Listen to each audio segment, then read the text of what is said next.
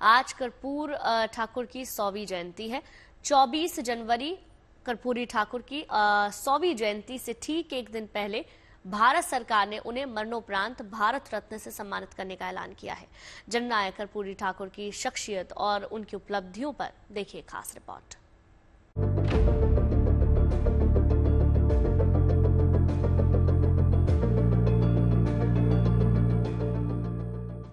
बिहार के करिश्माई नेता रहे कर्पूरी ठाकुर का पूरा जीवन सादगी से भरा रहा।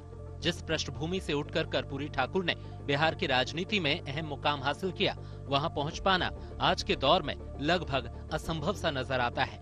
2 बार बिहार के मुख्यमंत्री, उप मुख्यमंत्री और शिक्षा मंत्री रहे कर्पूरी ठाकुर का पूरा जीवन समाज के उत्थान के लिए समर्पित रहा।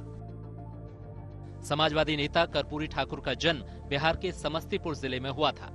उनके जन्म स्थान पितौजिया गांव को आज कर्पूरी ग्राम के नाम से जाना जाता है। अति पिछड़ा वर्ग से आने वाले कर्पूरी ठाकुर का सियासी सफर देश के स्वतंत्रता आंदोलन से शुरू हुआ। 1952 में उन्होंने पहला विधानसभा चुनाव जीता।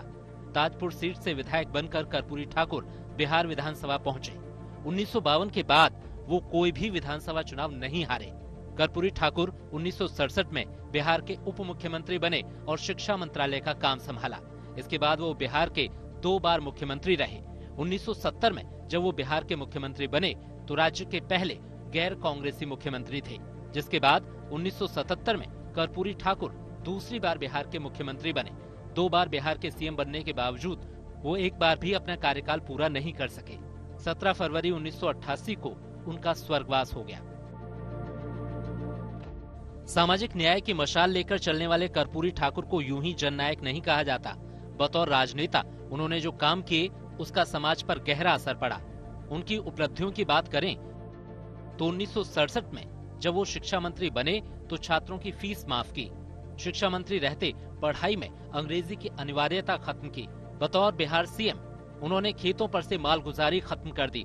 दूसरी बार मुख्यमंत्री बने तो पिछड़ा वर्ग को आरक्षण दिया। राज्य कर्मचारियों के समान वेतन आयोग को बिहार में लागू किया। आर्थिक रूप से कमजोर सवर्णों और महिलाओं को आरक्षण दिया। बिहार में उर्दू को दूसरी राजकीय भाषा का दर्जा दिया।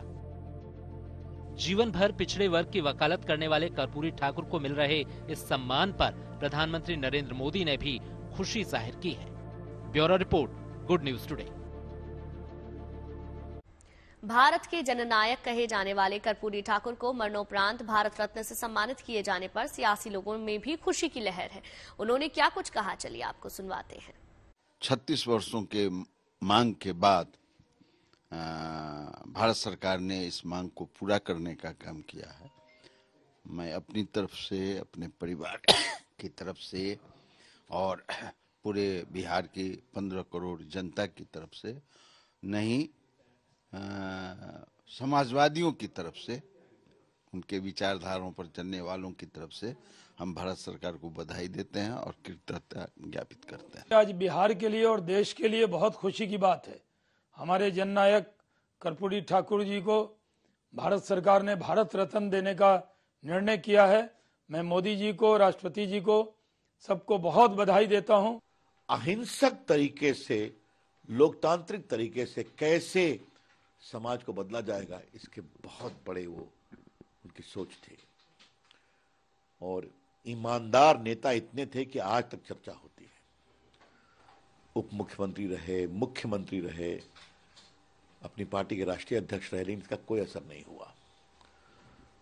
और सबसे बड़ी बात है कि गरीबों, वंचितों, पिछड़ों, अति पिछड़ों को जिन्होंने जोड़ा समाज की मुख्य धारा में कि लोकतंत्र से आओ, तुम्हें तुम्हारी जगह मिलेगी, तो ये एक बहुत बड़ी बात है। तो हम अपने प्रधानमंत्री का अभिनंदन करेंगे कि इस महान नेता को जो उन्होंने ये पुरस्कार दिया है, भारत रत्न। और रियल में जो शोषित है, दलित है, पिछड़ा है, अकलियत के लोग हैं, उसके हित की बात कर्पूरी ठाकुर जी करते थे। और उनका मुख्य उद्देश्य था कि समाज के मुख्य धारा में शोषित, दलित, पिछड़ा, अकलियत के लोग, इवन की ऊंची जाति के जो गरीब लोग हैं, वो समाज के मुख्य धारा में कैसे जुटे, इसके लिए उन्होंने काफी लड़ाई ली। सबकी ओर से कर्पूरी जी का पूरा जीवन गरीबों के लिए, वंचितों के लिए, लाचारों के लिए, सब इन लोगों के लिए, सबके लिए उनका जीवन लगातार संघर्ष करते हुए बीता। जब भी उनको अवसर मिला तो उन्होंने न्याय के साथ उन गरीबों को, वंचितों को अधिकार देने का काम किए।